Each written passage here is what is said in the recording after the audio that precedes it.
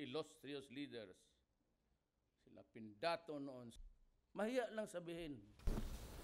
Kaya yung mga special forces, they have to go. They have to go in Mindanao. Maraming mga puti doon, they have to go. I have to deal with the communists. I have to deal with the Abu Sayyaf. And that's going to be a problem.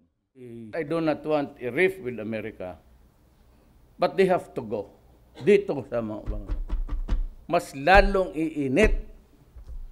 Makakita ng Amerikano yan, patayin talaga yan. Kukunan ng ransom yan, patayin. The possibilities theory. Ito yung sa Amerika. And if you will just put it at a very liberal, gaya ka sa mga. So itong Amerika, una